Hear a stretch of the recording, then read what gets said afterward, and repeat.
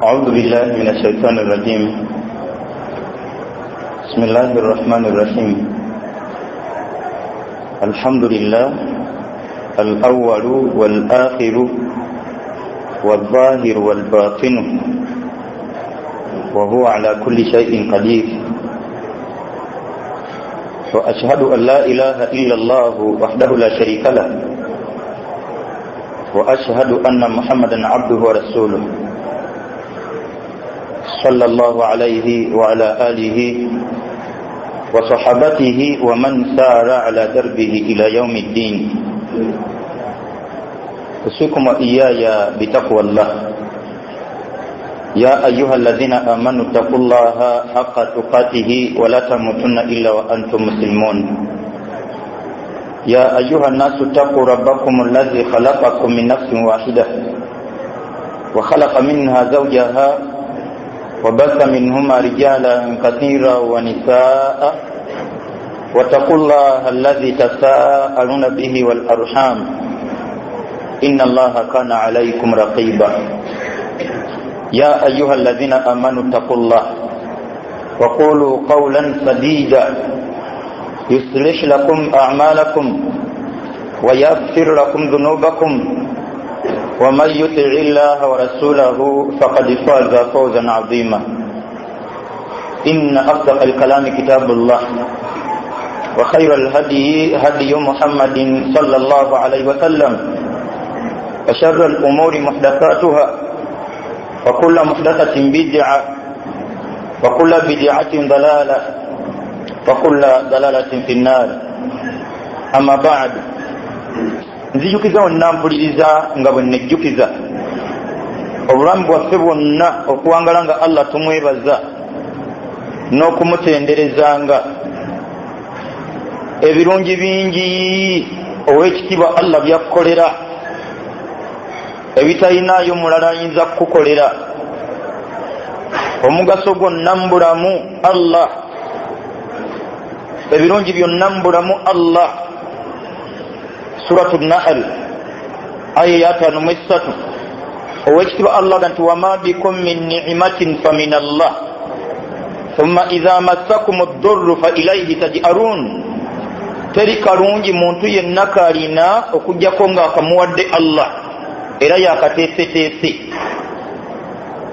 Nze naawe obudde butubuze bubuzi obufumiitiriza obulowooza ku Allah byatukolera.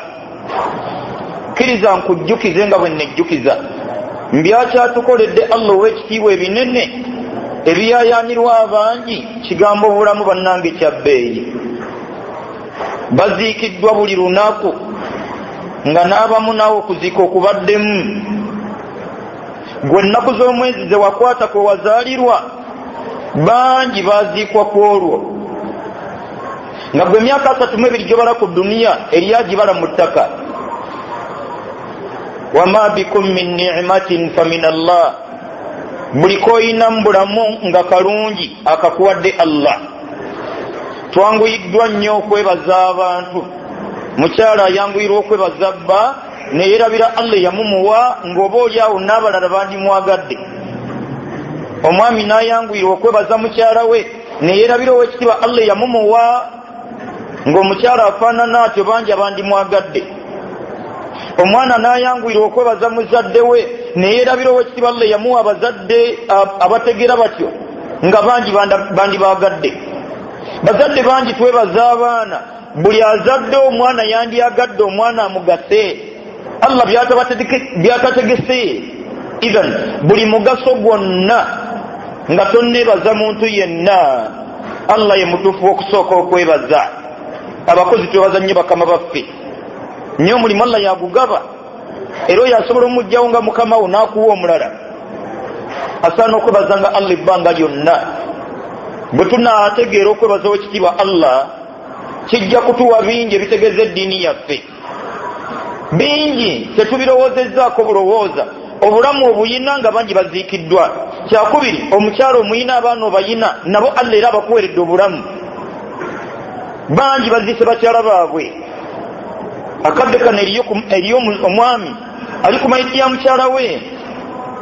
Eriyo omukyala atunudde ku mayiti ya bba eriyo abazadde bali kumeti y'omwana waabwe obulamu n'abukuwa Allah n'abukuwera omukyala n'abukuwera abaana bya bbeeyi. Ampuliriza asana Allah okwebaza ekyokubiri byatukoledde Allah bwe bulamu obutalina wakuluma.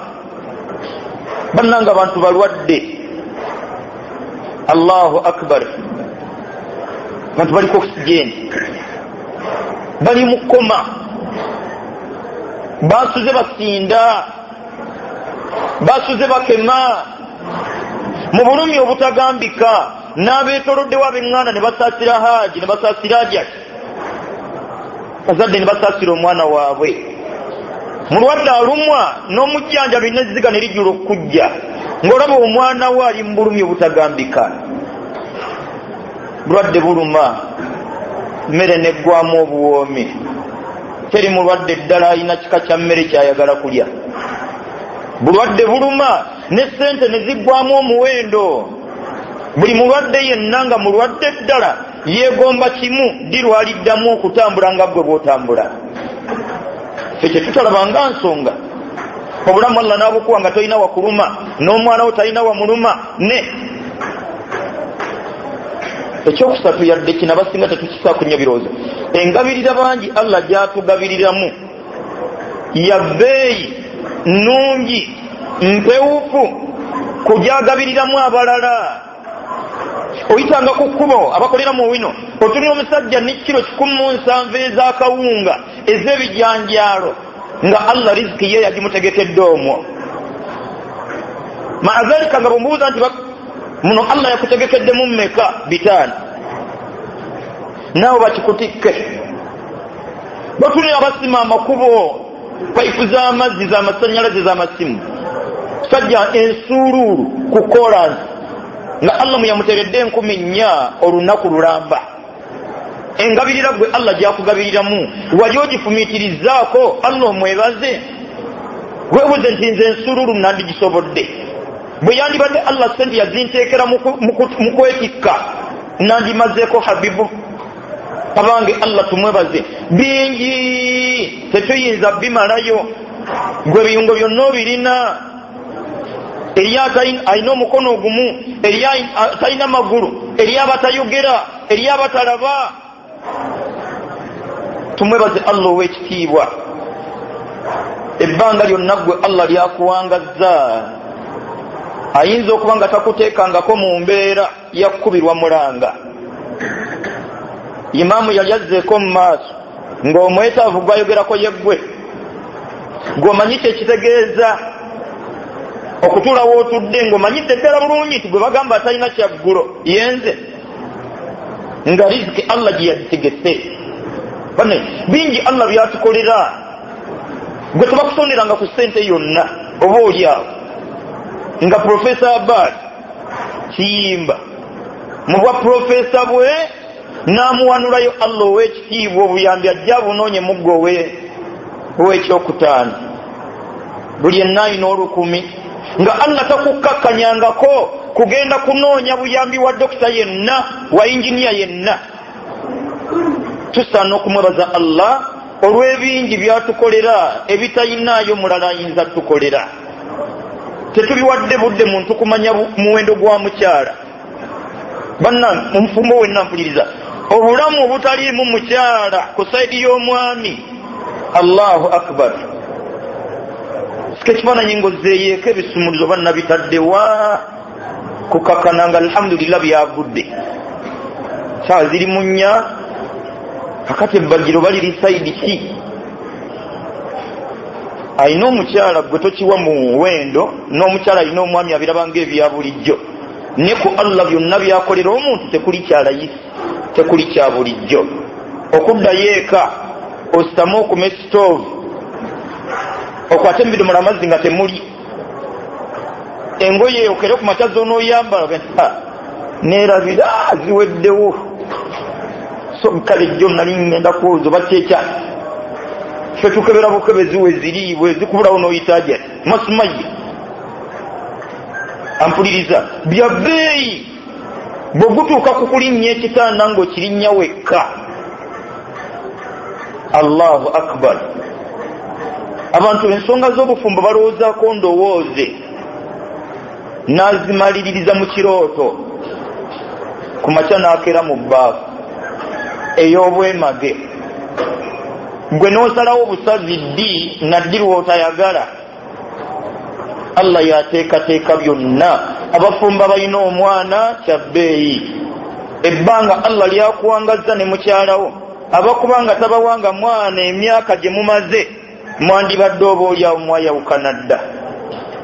Ekyennaku nti omukyala yenna mu maka gabba ow'ekitiibwa Allah bw'atamuwa zadde nga bukyali omugasa abana gumu kujjuza mmanju ng'alinga atayoza alinga atafumba atasiimuula. Tumwebaza ow'ekitiibwa Allah. Abaana bo bakuliseeyo nga bw'osika ekifaananyi ky'ani atabalina omulimu gwe weekokkola ssente Allah kuzikuwa mu butono naye omanyi obulamu bwe butambula nga tolina mulimu. Olunaku terugenda, enjala tekwesonyiwa. Ampuliriza, byonna ow'ekitiibwa Allah yabiteekateeka. Tetuyinza bimalayo Allah byakolera omuntu katukubire na kya busiraamu. Bannanga amazima gali gamu gokka busiraamu. Kanya nange eriyo poloti yonna eyina ebyapa binanga byonna bituufu, bisobola okuwera 8 naye ne bwe binyirira bitya ekirala ne kisiiwuuka kitya ku byonna 8 kubaako ekituufu kimu. Teri mwana ayina bamaama 6 nga bonna bamuzaala ne bwe bamukayanira 10 nnyina omutuufu abaako omu. Teri kidduka kyonna kina kaadi 7 ga zonna ntuufu ne bwe ziba 14 entuufu ebaako emu. Obusiiwuufu bw'ensiiwuufu si bwe butegeeza nti eyo nkyamu, n'obunyirivu bw'ennyirivu si bwe butegeeza nti eyo yentuufu. Inna ddiina inda Allahi al-Islam. Eddiini entuufu mu maaso g'owekitiibwa Allah busiraamu yokka. Era mu bimu ku bijja omuntu mu busiraamu kusuubira nti eriyo eddiini yonna entuufu etali busiraamu. Omuntu ow'entegera efaanana bw'ekyaviira ddala mu busiraamu kkiriza mu nkaayana mu kweyuzaayuza obusiraamu mwe buwangaalira ge mazima gaabwo. Ekyapa ky'ennamirembe kireke kinyirire, ekyapa ky'erubaga nakyo kireke kinyirire. Leka byonna bifaanane nga bwe bifaanana. Centenary Bank zitambula bulungi alhamdulillah. Towulirayo ngumi wakati wa faaza naani nga biri eno waffe mizikiti. Leka tuwangale tuti ekyapa kibeere kiyulifu kyekituufu. Ng'olaba shayitaani ab'ennamirembe baagaze ekinga ate balika waayo. Olwedde balika bo baatuuka dda gye baagala. Kati erina kunona mmwe beerina okusumbuwa tokemebwanga okusuubira nti enkaayana mu busiraamu n'obutakkaanya bwe tujja tuba nabwo bwanditegeeza obutaba butuufu bw'obusiraamu. Tunuulira oludda luli ebintu byetaaga okufumiitiriza kyekyamutuweesa Allah amagezi. Otunuulire abatenda era abawaana Kristo Isa alayhi salaam nga bamuwaana okutuuka ku ddaala ly'obwakatonda nga nabo bakakasiriza ddala nti yazaalwa buzaalwa. Kati ani yatonda ate yamuzaala ate ng'azadde Katonda? Kufumiitiriza. Allah kwatawadde ba engineers, Allah kwammye ba doctors, Allah kwammye ba lawyer. Weetaaga ofumiitirize okutuuka ku ddala lya Katonda Isa alayhi salaam. Tekisoboka. Ensi eba yali etambula etya nga tannazaalwa n'eyamuzaala ani aba yamutonda? Oli ku mazima mpuliriza. Gwe butatwala buvunaanyizibwa kutegeera bwa mazima bw'oliko. Nkulamira okutwala eddiini busiraamu nga kyabbeeyi ampuliriza. Allah kye yakwagaza mu kuleeta mu nsi osaana okusiriikirira ofumiitirize ku ddiini yo. Ozza otya mu maaso ga Allah? Omwanjulidde ki? Ekyamukutwaza mu dduniya, ekyamukuweesa amagezi, ekyamukuweesa byonna okussa okulungi, ekyamukuliisisanga busiraamu bwakwagaza Allah tabaraka wa ta'ala. Faayo nnyo ku ddiini yo. Kyekebbeeyi ky'olina mu dduniya byonna ma indakum yanfadu, buli ekiriwo oli kyakuggwaawo. ngera byonna Allah wajja bitulesa ku dunia katatumba yabimulesezza nadda maaso g'ekitiibwa Allah muliro era naye Allah gwalijja mu nsi nga si musiraamu wa muliro naye Allah gwe yali atutte nga teyali musiraamu wa muliro n'ebirungi byonna byeyagasa ensi ye n'ebirungi byonna byeyagasa ekyalo n'ebirungi byonna byeyagasa eggwanga lye muliro. Lwaki? teyali musiraamu.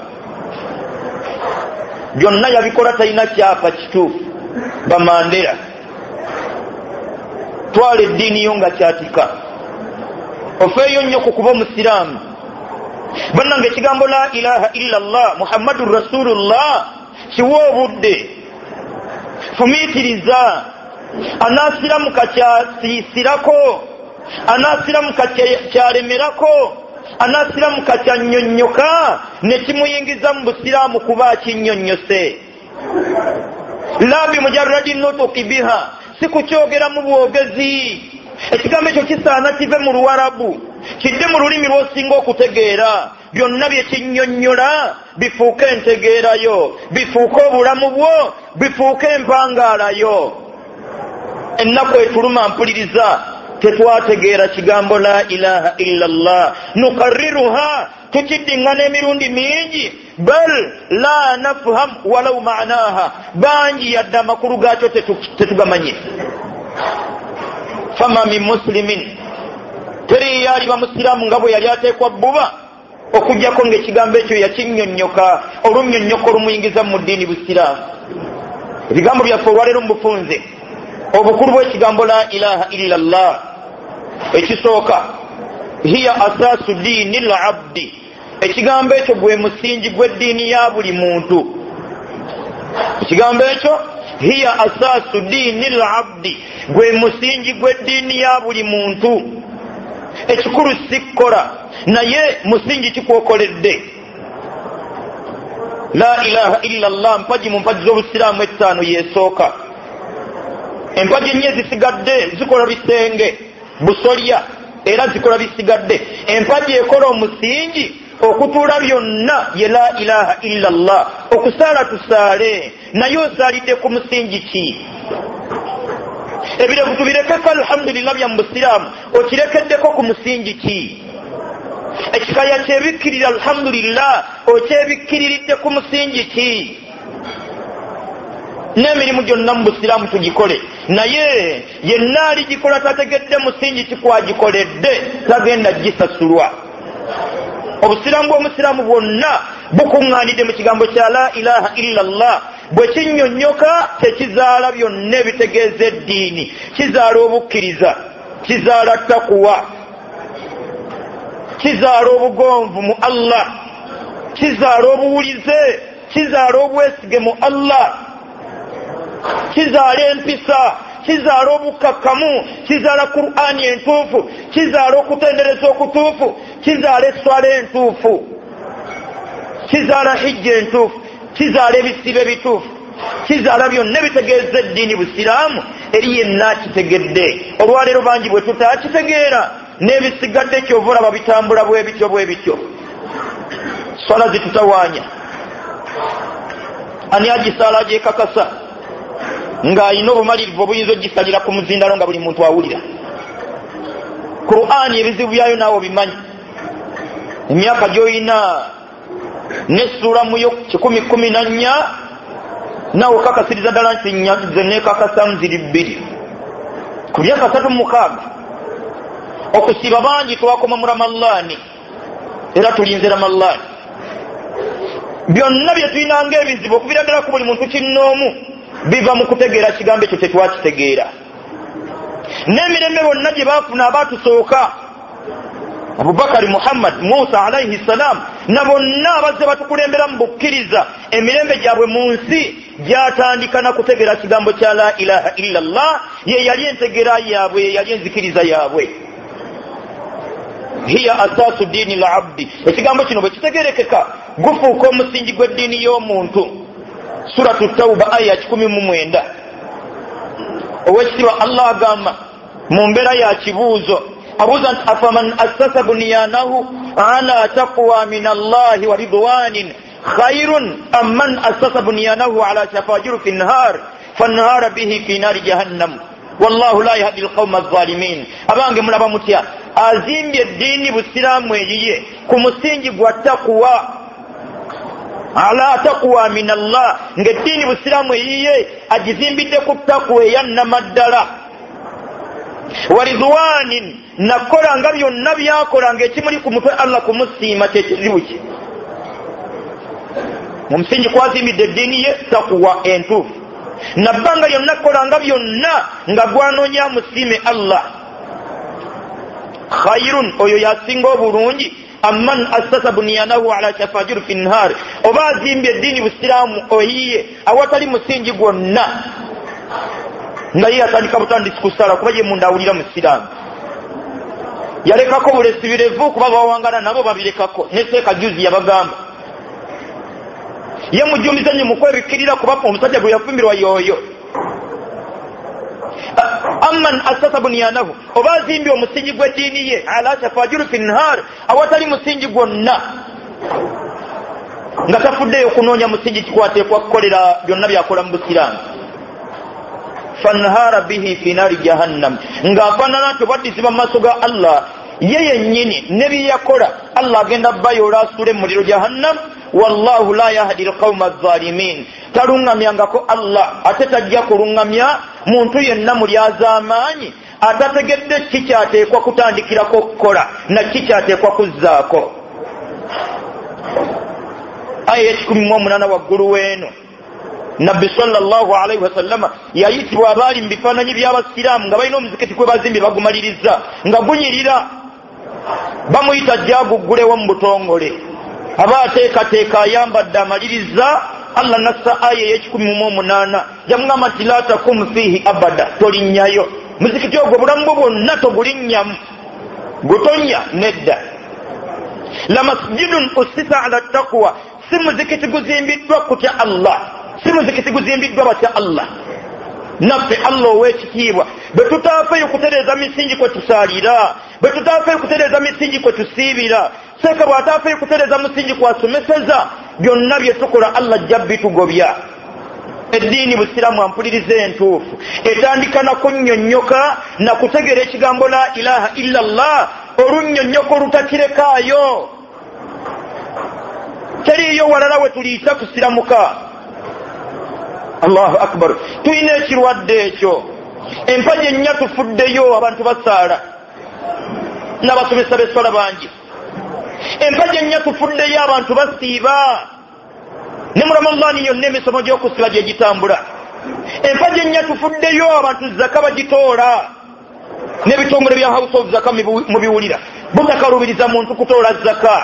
empagi ennya tufuddeyo abantu hijja bazikola n'abasomesa ba hijja, era abagenda okukola hijja tuba n'emisomo bakunnyonnyola ebikwatagana ku hijja byonna. abange la ilaha illa Allah gwe musingi okutuula byonna, gw'olaba omuzimbi ategeera obulungi. bulooka namba 2 z'abantu akozesa mu musingi oba zikole eno waggulu. ffe twaddidde la ilaha illa Allah musingi gw'eddiini yaffe ne tutagula kufaako ne tugulagajjalira. olulagajjalo olwaliro lutakyamanyi muntu wa waatekwa kuyita kuyingira mu busiraamu. olulagajjalo olwaliro lutamanyi muntu, omuntu tamanyi bbeeyi ya kikyali, muntu tamanyi bbeeyi ya busiraamu. Allahu akbar, Allahu akbar. fa inna lillahi wa inna ilaihi raji'un. okyayina akakisa ka bulamu okwekuba mu mutima, oddeyo weetereze. bwe tunaakola byonna ebitegeeza eddiini busiraamu ne tulagajjalira omusingi kwe tubituuza mu maaso g'owekitiibwa Allah, tewaba njawulo wakati w'oyo n'atali musiraamu. kamaliza ebigambo yange kutuba yange esooka, suratu Ali Imran aya 85. owekitiibwa Allah gati waman yabtaghi gayra al-islami diina falan yuqbala minhum wa huwa fi al-akhirati min al-khasirin. yenna alifa gakola nanyikirira kusaala, nanyikirira kusomesa, nanyikirira kukola buli kabamusomesezza mu busiraamu nga gayirwa al-islami diina, tafunyeyo kadde kafumiitiriza kukuba musiraamu obubwe okukola nkoze naye ndi musiraamu, nga tafunyeyo budde bunoonya wa wayingirirwa busiraamu buno falan yuqbala minhu byonna byalikola Allah tagenda bimusasula tagenda Allah bikkiriza wa huwa fil akhirati era fanana bwatyo ku lunaku lw'enkomerero minal khasirin agenda kubeera mu bagenda okufaafaganirwa ono yakola amanyi nti agenda kusasulwa okutuuka mu maaso ga Allah w'ekitiibwa nga birala faayo nnyo weetegereza omusingi kw'osalira kwokolera emirimu gyonna. Suratul Ghashiya Allah gati wujuhu yawma idhin khashi'a ebyenyi bingi bigenda kujja mu maaso ga Allah nga byonna bijjudde okutya. Amilatun nga balinga mu duniya nga tewali mulimu busiraamu gubasomesebwa ne batagukola. Nasiba bawangala mirimu gya busiraamu gye gibakooya wabula nga tasila naran hamiya nga bagenda mu muliro gwaggwedde okuteekwateekwa. Kana luzalu okusookera ddala adamu tadabburi wa tafakkuri an mudkhalil islami butawaayo budde kufumiitiriza na kwetegereza wa busiraamu we buyingirirwa. Gwe nojja we balamu basiraamu kuba otaddeko enkoofiira, nojja we balamu basiraamu kuba osaalidde ebbanga, nojja we balamu basiraamu kuba osomesezza ebbanga. Empagi mu busiraamu ziri ttaano, buli mpagi n'ebigituusisa n'ebigyonoona. Twekuumye nnyo ewuzu mu swala, tunoonyeza nnyo ngoye kimwe tunaasaalira. Nooze ekkanzu teriimu wuzu sijja gisaaliramu. Mukeka mugugyewo omwana ayagwonoonye tegulina wuzu. Allahu akbar. Ne la ilaha illa Allah mpuliriza yeetaaga okwetegereza eyakeesezza nayo nga ntuufu asobola okuwungeeza ng'eyonoonese. Tetusiramu kalumu ne biggwa erinsa ejjogi ku la ilaha illa Allah ne ku mpagi z'obusiraamu zonna. Biki ebizoonoona, biki ebizituusisa? Ampuliriza weefeeko neefeeko. Muhammadin sallallahu alaihi wasallam emyaka gy'obubaka 23, emyaka egy'obubaka gyali 23, kuba bwatandika okumukkako nga wa myaka 4 yawangaala ebbanga obubaka nga bukka lya myaka 23. Allahu akbar. Obusiraamu mbufunze bwabwo mu mpagi 5 yamala ebbanga ku myaka 23 n'empagi 5, emyaka 13 yali annyonnyola empagi emu ya la ilaha illa Allah Muhammadur Rasulullah yokka 13 years. Allahu akbar. Bali baali babisi ffe bagezi, baali balwawo okutegera ffe bangu. Ekyamazima basooka kuzimba musingi kunaatuula bisigadde, bagenda okutandika okusaala nga alhamdulillah. Allahu akbar, Allahu akbar. Bayangwirwa ebisigadde kuba omusingi gwali guwedde nga weeguli. Tebaayitibwa bakkiriza. Aya zonna ezikoola abakkiriza zakka luvannyuma lwa myaka 13 kuba zaali teziyinza kukkanga abakkiriza tebannabaawo. Ekigambo la ilaha illa Allah bakinnyonnyoka ne kibaggusa ku bukkiriza obwannamaddala luvannyuma lwa myaka 13. Kiwa obudde lwe tunaabeera mu buufu bwabwe, bwe tunaalagajjala. Mpuliriza ogenda mugamba ky'owekitiibwa Allah tabaraka wa ta'ala. Fabarakallahu li wa lakum min al-Qur'ani al-azim ونفعني وإياكم بآياته والذكر الحكيم. أقول قولي هذا واستغفر الله لي ولكم ولسائر المؤمنين من كل ذنب فاستغفروه إنه هو الغفور الرحيم وهو البر الكريم.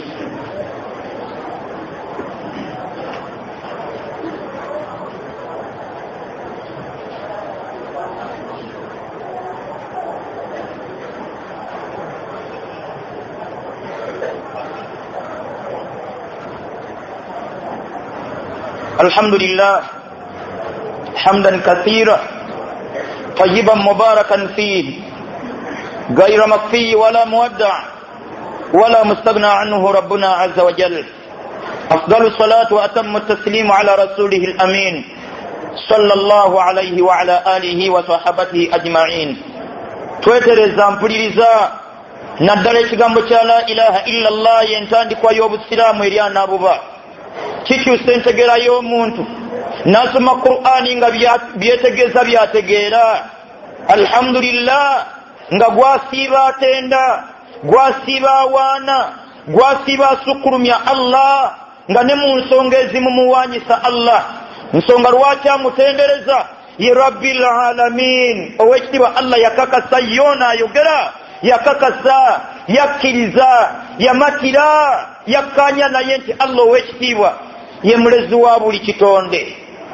Bwatyo naye n'ayanguyirwa obulamu ng'amanyi nti okubaawo kwe n'okujja kwe mu duniya biine yabiteekateeka, alina omulezi we. Bangi si yentegera kwe tuli. Lwaki la ilaha illa Allah teyanyikira? Duniya etutawaanya, n'otakabanira nnyo by'ogenda okuleka, n'olagajjalira by'ogenda nabyo. Jamaa eyawano tewera nga bwe tutudde. Naye gwe bagambe nti tuvudde Mityana, tubaayo ku asiri tetujja kutuuka wali, tetumanyi tetwagala. La ilaha illa Allah ye yali eteeka otunnyonnyola ki tetwagala. Omuntu amanye nti duniya daaru mamar, tuyitawo buyisi, walaisat bidari maqar, si kifo muntu waalina kutebenkerera. Muhammadin sallallahu alaihi wasallama Umar wamusanga lumu yeewejjese ku kiwempe yeebase. Umaru kyamunakuwaza amuzuukusa busiraamu bwali bugaziye, siraamu bugagga wadde baitul mal ng'ebyobugagga mu ebiri. Tamuga nti nedda naawe olimba, tomanyi nti gwe khairu khalqillah, mbitonde Allah byonna byatonda tokiwulizangako nga gwe bisinga obulungi. Wabadde toyinza kutumya mufaliso, wabadde toyinza kutumya piro, wabadde toyinza kutumya bintu koyinza kwebaka n'owummulanga omuntu. Ebigambo yamuddamu bye twagaddeyo yamwa nti olima lwosaana okimanye nga maali wali duniya illa karakibi stadalla tahta shajara, siina kyendi wano ku duniya, obulamu bwange nze ku duniya ndiko nga mutambuze eyeggamye eyeewogomye wansi w'ekisiikirize ky'omuti. Gweoyinza okugyamu empala ate wansi w'ekisiikirize weeweggamye, esaati oyinza ogijjamu. Thumma raaha ng'essaawa erina ebirowoozo bimuli gy'alaga, obukoowu obumuggwerako asule yeeyongereyo. Bannange tugenda, bakutugenda ogenda onagamba tugenda, oli ajja kusubira basi zijje zitutike, ogenda mpuliriza. Allah gye yatwala maama wo naawe essaawa yonna oyolekerayo. Allah gye yatwala muwala we essaawa yonna Allah akutwala. Allah gye yatwala bazadde be essaawa yonna akutwala. Ogenza otya? Omanye ebbanga lyolimalayo. Ekiyama kiri kumpi kituufu, naye owekitiibwa Allah yamanyi kyaddi. Muhammadin sallallahu alaihi wasallama mu bubaka bwe yajja nabwo yatugamba nti bu'ithu ana wassaa kahatain, Allah antumye nze n'olunaku lw'enkomerero nga tuli bulembwe. Wuliriza nnyo, ye yennyini bwe yagamba hadithi ntuufu. Naye olwaleero yafa omwaka gwali gwa 11 hijiriya, tuli mu 1438, yafa gwa 11. Emyaka giri mu 1000 egyakayitawo eyatumwanga ye n'ekiyama baliraanaganye. Emyaka ku duniya ogenda kumalako 45, ogenda kumalako 52. Wallahi wandyebakira ettaka emyaka emirala 1000.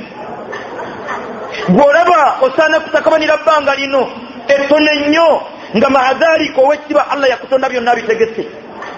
Faayo nnyo ku ddiini yo, kyekebbeeyi mu nsi ky'olina, so nga ate yenna afuddeyo ku ddiini ye Allah amwanguyiza obulamu. Suratul Layli aya ya 5 Allah wekitiibwa agamba nti fa amma man a'ta wattaqa, yenna anaawaayo obudde bwe eri eddiini ye, yenna anaawaayo ensimbi ze eri eddiini ye, yenna anaawaayo amagezi ge eri eddiini, wattaqa embeera gy'awaddeyo nejja emuzaalira okuwangala nga mutya Allah, wasaddaqa bilhusna nga yakakasiriza ddala byonna ebitegeeza la ilaha illa Allah, fasanuyassiruhu lilyusra, tujja mwanguyiza buli kanyomero ka bulamu. Obulamu butukalubiridde lwa kigambo ekyo.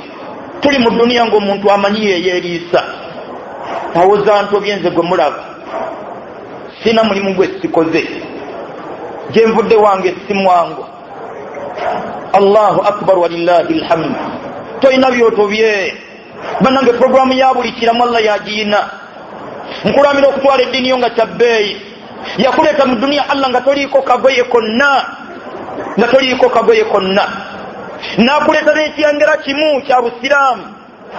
kullu mawludun yuladu ala alfitra buli mwana yenna azaalwa ajja mu duniya ajja mu siraamu bantu mwatuukidde Allah bayitizaako okukyusa entegera yeve ku siraamu obudde bugenze naye obusiraamu bw'omwana omutono Allah bwe yali annyonnyola bwajjirako mu duniya wano bwe bwentegeera ye ajja takwatibwako bya bulamu bwe tayagala kumanya abamusiraamu ddala nga byonna bitegeeza obulamu bwe tamanyi nga Allah yamanyi kati omusiraamu owannama ddala obulamu bwe wano ku duniya tebimukwatako anti ekiyitibwa obusiraamu istislaamun lillah muntu kujja magezi ge mbitegeeza obulamu wano ku nsi byonna nabirekera Allah bitawhidi yekka thumma al-inqiyadu lahu bit-ta'a yenakola oguge gumu gwakwekumira ku Allah byonna byayagala mu bugonvu mu bukakkamu wal khulus min ashiriki nakwewala ebbanga lyonna Allah wekitibwa kumufulira yamuyamba oba okumugattako abange twasiramuka oba tuli mu bifaananyi duniya lwaki etutawaanya nga byonoolya byonna Allah birina Allah bimanyi Allah biteesete Allahumma lakal hamd suratul qamar aya namu 9 Allah gati inna kulla shay'in khalaqnahu biqadarin buli kitonde kyonna tetwatonda twakitonda tukitegekedde byonna ebitegeeza obulamu bwakyo weetaaga olumu omutwe nga bwokyali wa President Museveni gwomanyi obulungi nagamba nti Zakaria ensonga zo zonna zindekere ovaayo noddaka kwebaka bwebasi era ng'okakasiriza ddala nti nze mmaze maadhalika nga gavumenti zindekere essaawa yonna bamubika nga baba tebamubise essaawa yonna gavumenti bagiwunzika nga n'ebyo obimanyi ye kuba wamutegeera tetwategeera Allah nga twali tusaana mumutegerera mu kigambo kya la ilaha illallah yandyogedde Allah ne tukkiriza ne tukakasa kuba bingi byakoze bye tulabako wallahi omuntu tasobola kwerisa yadde olunaku kati duniya ekutawaanya gwe ng'omuntu neetumba n'abaana bo n'abaana n'obeetikka fiizi baana kusoma simanyi na kumanya nyina wa sini ey'okuna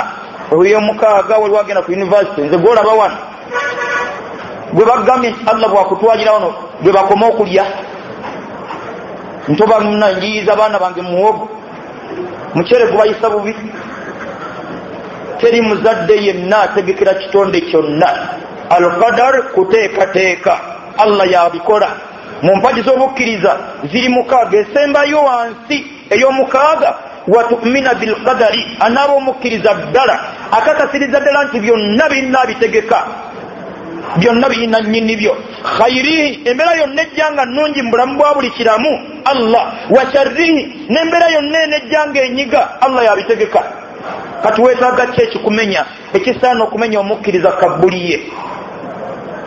kabbuliye maliza ebigambo byange nga nkujjukiza wenna ayagala abaana bo ddayo batuuze ku nsonga z'obusiraamu obagambe nti baana bange mubanga basiraamu obulamu bwammwe bwonna yenna avanga mu busiraamu sinze muzaala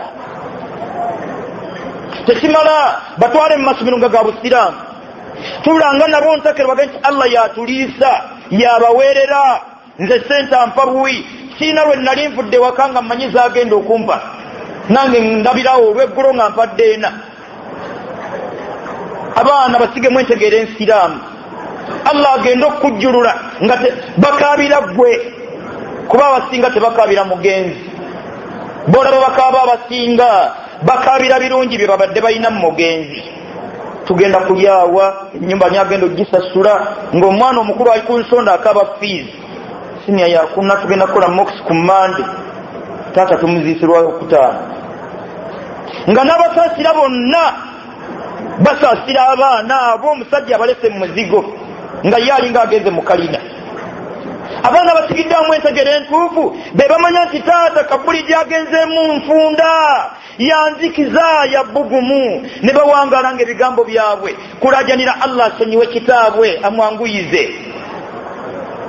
ne batakabira bulungi bwe bamwinamu abaana batereeze kati ampuliriza tufubye nnyo bategekera edduniya abaana naye tegenda bagasa edduniya omutali ddiini duniya etaliimu ddiini terina mugaso wallahi Allah ne bwakuwa obugagga bwonna bwe bubulamu eddiini tomatira nawulirako amakanga gali wano Uganda nga buli lunaku gali obukadde 4 nga Allahu akbar omukulu okwekuba kubanga agenda okukola akameza akalikako obukadde 4 era abaaki agenda kukola Allahu akbar biri wano Uganda gwe tetunnafaayo kunyikiza kigambo la ilaha illa Allah tuba kukitegera omuntu yanjawudde obugagga n'emirembe abasinga tukakasiriza ddala nti kasitogaggawala kiba kiwedde bifu wallahi Allah asobola obugagga buleeta nayimbula buli kizibu kyonna balwadde abasinga bolaba mubugagga tebalina mirembe gyonna gwenga gyoyina gwoyina omusirikale gwewadde naye wano ate omubuuza nti kati ate waali tayinza kujja wano nyina bwe nali nabadde ngenda mundeeba kusomesa jamu natukwatira ku shoprite awo ne batuwa nti waliwo omukulu ajja nentunula sipidi gye bamuyisawo ngoga nti mubbi gwali mirembe mu ggwanga lyo bakuwa matula bwamatuzi batyo egyo giba mirembe wallahi oyina emirembe oba oliawo okusinga gwe weegomba tayinza kugula nnyanya mu wino tasobola gwoba oba walaze gwoyinza okumala okubuuza kawooteri kano nti ani yagifumbye nga sinnalya yamala galya sente Allah bwajja zikuwa eka weetagayo omusirikale oba emirembe gikweyongera gikugwako sente Allah bwajja zikuwa ng'ofunayo n'akutambulirako bwe zijja zeeyongera ng'obaako nabyo weesabika mu kiwatu bwe zijja zeeyongera badde asula ebwayise ng'osengukayo emirembe gikugwako olwo gyeyongera yawula emirembe n'obugagga emirembe giri mu busiraamu kalimatul islaami ekigambo busiraamu tushtaku mina salaami kiva mu kigambo salaamu gy'emirembe teri yaaliba mirembe wano ku duniya okujjako ng'asiramuse siramu kampuliriza bwoba wakunoonya mirembe allahumma anta salaam wa minka salaam emirembe yo Allah limu kumanya ge naye naayagala emirembe ateekwa kutegeragana na nannyini mirembe ntegeragana nayo ne Allah gy'emirembe gyo mu duniya kutandika na kigambo kya la ilaha illa Allah nsengayo ebigambo byange mpuliriza tuuza abaana bo wano ku duniya bakwagala nye wallahi ku lunaku lw'enkomerero omwana agenda kutabukira omuzadde mbaligenda mu jjana kagulu mukayitibwa kantara Allah agenda kalinyisako buli agenda mu jjana abuuza basigadde wansi katuuti mukkiriza mwenna ono agende mu jjana